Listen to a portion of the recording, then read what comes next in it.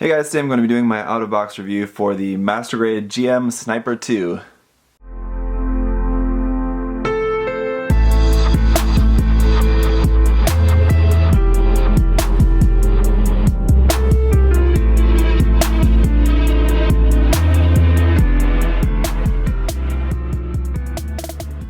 Well, so here we have the first Master Grade of 2017, and it's off to a really good start. I have to say this kit is really nice. Like I said in the unboxing, it's pretty simple, so I think that's one thing that I actually kind of like about it, because Master Grades, although they're like really nice and complicated, sometimes they can be too complicated.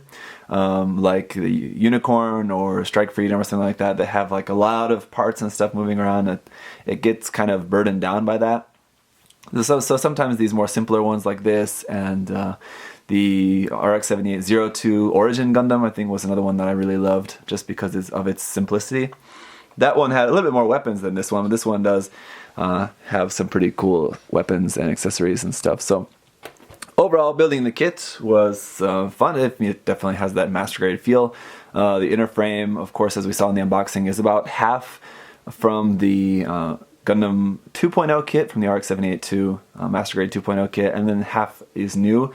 In this case, it's roughly 50-50, we'll say. Anyway, so, but I've never actually built that RX-7802 2.0 kit, so I mean, it didn't feel like I was building the same thing again. And even if I had it, that's not a recent kit at all, actually, so I don't think it would be like tiresome having to build those same parts again. And those parts work really well, so I think that's kind of fine. I think they took like some of the best parts of the 2.0 frame, and then the new frame for this kit is also really nice. A little bit simplistic. I've seen some people sort of complaining a little bit about it online, that the inner frame of this kit is a little bit disappointing, a little bit lacking in details. Personally, I don't really consider that a negative because most of the frame is covered up.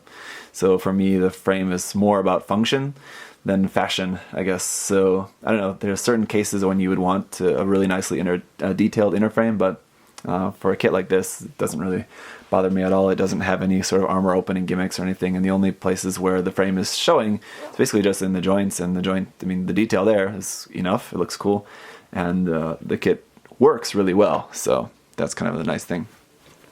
Alright, let's get a look at some of the articulation here, because it's all really nice. One thing just will remind you that we did also get a set of stickers and dry transfer decals with this. I haven't used any of these, but you do have them included if you want to use them. Alright, so let's see here. In the head, for the camera on the top of the head, there is a just mirror finish sticker, foil stickers that goes behind there, which is good because this piece is dark plastic. So if you have a clear green part set inside of dark plastic, it's not going to show up at all. So adding that sticker in behind there works really well. As for the visor, though, there's no sticker behind that. That's just the visor and then just the piece behind there. There is a sticker on the mono eye, though, I should say. You can kind of see that. Sort of, if you get the right angle, you can see the single camera inside there. There you can kind of see it inside the lens. But then this will just fold down like that, and then there's a sticker here. This is a clear green part, but then you stick a sticker on top of it. I stuck the sticker on just for the sake of the review so you can see what that looks like, but there's actually a clear green part under that, so it's kind of weird. Sometimes Bandai does that, have you stick stickers over parts that are already clear green plastic or clear camera pieces. Anyway, so that works fine. It just flips up and down. That's fine, and I don't feel like this is going to be like scratching any paint or anything. It seems like the clearance on that is enough that you won't have anything scratching. So otherwise, really nice detail all around the head. Just the way that the head goes together, all the seam lines and everything's hidden nicely. So the head will be able to look up to, let's see, really only about to there before I can feel it starting to pop off the polycap. And then the head can look down to there. But then we have this extra gimmick where this whole section also lifts up like that. So you can see the whole neck part will lift up, and that will give you kind of better for looking through the sniper rifle's scope like that when you want to do like that pose, but we'll get back to that later. Nice bits of gray and red poking out through here on the chest. The cockpit hatch opens. It's really simple. Just this little part here opens up, and you can see the pilot figure inside there is in that light blue color, so it's kind of actually easy to see in this case. Close this back up, and then so the torso, as you can see, will go back to about there, forward to there, so it's got a really nice far bend forward. That's good. That's again also necessary for the sniping. We can look through the sniper rifle really easily like that. So anyway, and then side to side, we got some movement there. It's also nice to move side to side like that. So good movement there in the waist. This whole waist section can also turn there. It's kind of cool how that is split. So it's just like a clean break in where that rotates there in the waist. As for the shoulder armor will move individually like that. It's kind of similar to like the Armblood Orphan shoulder armor, how it just clips onto a piece that's like on top of the arm. So really simple shoulder armor there. That can also move way out to the side if for whatever reason you might need it to do that. And then so we can move that out of the way and bring the arm all the way up to there, and you can see this joint sort of starting to pop out of the torso there. So all great mechanics in here for the shoulder joint. You're going to have no trouble moving the arm pretty much anywhere you could possibly want. Forward can come all the way out around that way to bring the arm all the way across the chest like that. And not a whole lot of kits can do that, so that's some pretty cool articulation there in the shoulder. No problems with that. And then of course regular arm articulation, it's just going to rotate at the top, double joint in the elbow, and giving you a full bend there. Just some details around that. Nice separation with this elbow armor piece there as well. You can see these kind of like piston parts. Those are from the Gundam 2.0 frame. Will be moving inside there. And then the wrist is just on a ball joint, but then we also have a bend in the wrist, so the hand will also, see, the fingers are kind of going to pop off there, but just for the sake of showing that, you can see the hand is also going to bend like this. Just while we're here, I guess this is using the hand style where the fingers are just swapping out the fingers on that, but the thumb is on a ball joint, and then we have 1 point of articulation there in the thumb, so the thumb will bend a little bit like that. My fingers are popping out here. Anyway, then moving down here to the waist, we can see that these front skirt armor pieces are going to move up like that, and nice detail up underneath there as well. You can also remove these blue cover parts on the front if you wanted to just have your front skirt armor like that. So you can do that if you want. There's no other detail inside here or anything. That's just a simple piece, just pops on the front of there. The side skirt armor will also lift up nice and far, plenty there, so gonna be no problems with that. Again, detail underneath that part as well. And the back skirt will not move, but we do have detail inside there. Let me see if I can give you guys a view. There you go. Up underneath that back skirt armor as well. The beam sabers are just connected here into these parts here on the back skirt. These will actually move a little bit, so you can like set those like kind of more out, or like if you wanted to have it like, if he's like about to grab it, you can just set it out like a little bit away from the skirt like that, and those just pull off nice and easily on there. Just be a little bit careful, don't want to pull that off at the wrong angle and snap that peg. As for the backpack, kind of skipped over this here. This backpack is also really nice color separation here with the red inside the gray there for the thruster bells inside there, and other gray parts poking out. These side parts of the thruster, these side thrusters here on the side of the backpack will move as well. So that's a kind of cool thing. So it's not, I mean, it's a really simple backpack, but it does actually have some like kind of articulation built into it. So it's pretty nice. Here in the legs, we've got no swinging joint here for the hips. Those don't swing back and forth, unfortunately. I think that would have helped this design, so I kind of think that they should have done that. It's one kind of complaint about the inner frame of this kit, but then we do have some rotation here at the top. Actually, not a whole lot, just because it's running into, you look here like this, you can see when I'm trying to turn that it's running into the center part of there, but if you set it off a little bit, then you can actually rotate that all the way. Double joint here in the knee, give you a nice full bend there, no problems with that. I kind of wish that inside these circle parts on the leg, that would have been like an inner frame part poking through. So those should be, in my personal opinion, I think it would have looked better if those were gray. And so if that was an inner piece that you could, anyway, this blue part would just have holes in it and you'd be seeing that through there. Something I just wish that they would have done for that. Anyway, here on the back of the leg, we have these thrusters here. Again, red pieces set inside the gray pieces there. Looks really nice.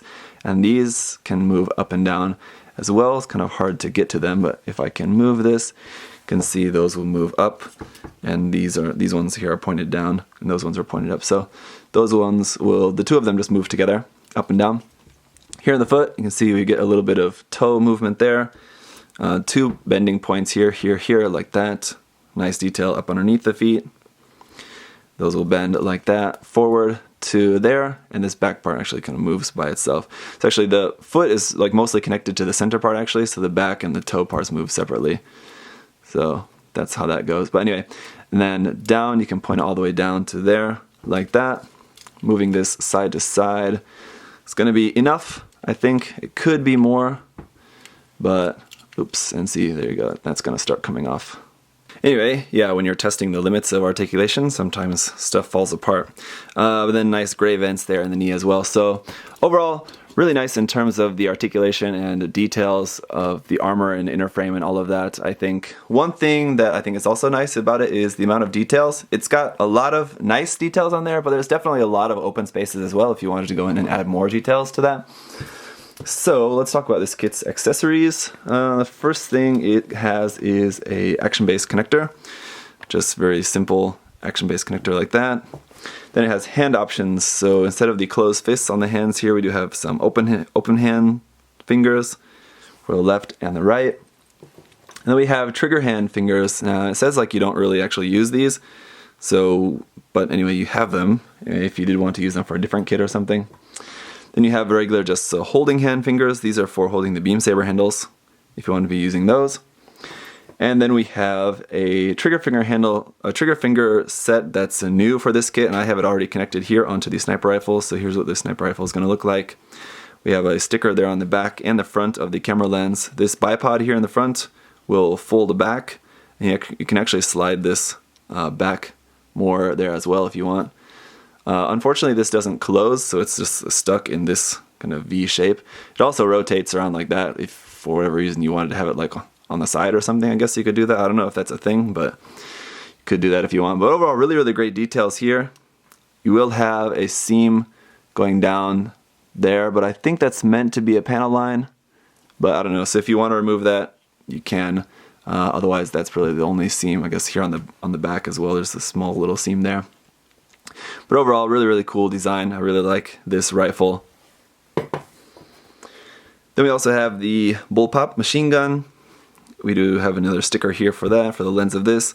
Nothing really to this except for that the ammo container, ammo cartridge can come out and pop back in there. Really nicely detailed, this one as well. And then we do also have 2 extra ammo packs. Here we are. So we just have the 2 of these, and all 3 of them are the same, so there's no difference between them. Then of course we have our beam saber effect parts, 2 clear pink long beam saber effect parts, and then finally our shield. So really nice simple shield here. Again, lots of space there on the front if you want to add some really big nice marking details, decals on here, a big number or a big symbol or something on there, nice little gray parts poking through. From the back, here on the back, nice detail there as well. This just connects onto the back of the arm. Really simply, you can also use this handle if you want. You really don't need to. And then here we have these little kind of, what would that be? Not bipod or tripod anyway.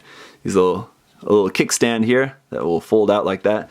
And then you can have the shield just standing there on its own if you wanted to do that. Then you'll notice here on the bipod or on the kickstand that we have these little pegs, and that is for actually attaching onto these armor cartridges. You can attach these inside the shield if you want for storage on there. So that's pretty cool. If you're out and need some extra ammo, you can carry those. I kind of wish that they attached up here, I think would be more interesting. But actually, what you can attach here is the beam saber handles. Now, this is a little bit odd, so I'll kind of point this out to you guys. What you need to do is just remove this part from the back skirt of the GM. Then this part will attach here, but it doesn't just, apparently it doesn't just attach onto here, or it seems like it should, but I guess this is kind of in the way, because actually what it says you need to do first is to rotate this part up and just place that there in the center first, and then put this over that like so. So then I guess the point of that is that because this part is in the way, if you don't have it up here in the middle, but now that it's there, how do you connect it onto the arm? You can't connect it onto the arm now. You would have to just hold it in the hand, and hopefully that would hold it enough. I'll try it here and in a minute, and we'll see if that's going to work, but I don't know. Anyway, you can stick those there. So yeah, I tried holding the shield with just holding onto the handle and no arm attachment, and that is just not going to work. So I think really the only way that you'd want to stick those beam saber handles onto the back of the shield is if you're planning on having the shield standing up with its kickstand and not actually on the GM's arm.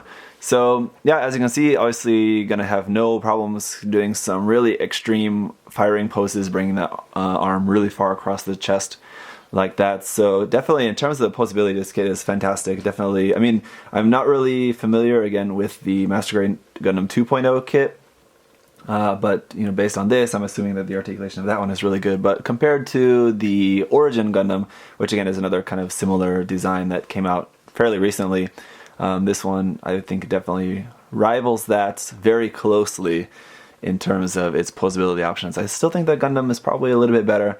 This one is really, really close. So here he is compared with the Master Grade Kempfer. Definitely an older Master Grade that some people kind of consider it just too old, but I still actually really like that kit. And I still need to get around to reviewing that kit for you guys someday. It's waiting on my shelf, waiting for a review, and I'll get around to that eventually. But anyway, not to really talk too much about that kit. Just to compare them, they look good together. And I mean, the size, everything looks good, it looks right. I don't really know. There's definitely a big difference in terms of details, though. I mean, obviously the details and everything on the GM are going to be much more crisp, cleaner, and definitely a kind of newer style to them as well. The Kempfer being an older Master Grade, a little bit different style Master Grade, not really as much in terms of those kinds of details. But anyway, even without his sniper rifle, there are some cool poses and different things that you can do, just of course with the good old classic shield and a beam saber combination. So, I mean, when you're getting this kit, I highly doubt that anyone's probably really going to utilize this too much. But one thing I did want to mention also about the previous pose, showing you guys it with the bullpup machine gun, you have to use the new trigger finger handle, a new trigger finger hand for that bullpup machine gun, as well as the sniper rifle. So the old trigger finger options that you get in the manual, those are actually crossed out, and that's because those old trigger finger hands are not actually able to be used with either of the guns that we get with this kit. But you may want to keep those just in case. If you do want to give some different gun to this kit, then you might want to have those old trigger finger hand options around. Just for the sake of demonstration purposes, here it is in the kneeling sniping pose that we've seen on the cover of the box and all over the instruction manual and all the images that we've seen of this. It's always been in this sniping pose, and it does it really, really well. I gotta say, if you wanted to have a kind of sniper sort of mobile suit in the Master Grade line, this kit has done it very, very, very, very well. I kind of wish they would make the Sniper 1, the GM Sniper 1, to be able to pull off a pose like this. But I guess we do have the White Wolf version of this, which will have the sniper rifle of the GM Sniper 1, so I don't know. Anyway, so yeah, it can do this pose really, really well. There you can see there's that shield in action. The shield having a kickstand like that, it's going to give some protection, I guess, but if its purpose is to stand there and be a sort of protection, it's really not going to be protecting a whole lot. Anyway, it does this pose really, really well. So yeah, but on the ground, I mean, that's nice, but why don't we see how it poses up in the air as well. Alright, so as implausible as it may be to have a mobile suit like jumping or flying and doing precision sniping, we'll just go with it. I also realized that I forgot to have that extra camera folded down over the eyes in the previous sniping pose, but let's just say it was just warm-up or practice. Anyway, this kit is going to be looking awesome doing sniping from the ground or from the air or anywhere. It was the main point of this kit, and it does it really, really well. So that's a big success in my personal opinion. I can only imagine if they were to make something like a Dynamis or something, some other sort of mobile suit. I know that people would be going apeshit over that, because I know it's a really popular mobile suit as well. They made it in the Master Grade and it was able to do everything that this kit can do. So I don't know, I guess people can hope. Yeah, someday they gotta get around to that, right? So anyway, this is a really, really fantastic kit. Definitely recommended. It's one of the cheaper Master Grades, I mean, compared to some of the other ones we've been getting out recently. So the price is right. It's a really, really nice kit, and everything just works really well. Can't really think of anything really negative to say about it. I mean, there's really nothing negative about this kit. In terms of like seam lines, there's really only kind of one seam line that's a little bit annoying, is here on the front ankle armor. It's just there like on the side. You can kind of maybe see it there. It wouldn't be as bad if that was mirrored. And then you could like, I don't know, but anyway, I guess there's a lot of ways you could go around fixing that, either making it into a panel line or just getting rid of it. I guess wouldn't be the most difficult thing, but it is just kind of a little bit annoying. You'd think that if they're going to all this work of making all the rest of the armor all nice and new and all nicely detailed and everything, that they could figure out a way to make that ankle armor in a way that doesn't have a big seam line there right on the front. But anyway, that is just a small complaint for a kit that's overwhelmingly positive. So thank you guys so much for watching. If you do have any other questions or comments, you can leave those down below. And I'll see you guys next time. Bye-bye. And also just want to quickly remind you guys that if you're living in Australia and you do want to check out this kit, then please check out MindFenix Hobby Store. Their link is down below. Just want to say thank you again for sending me this kit to share it with you guys.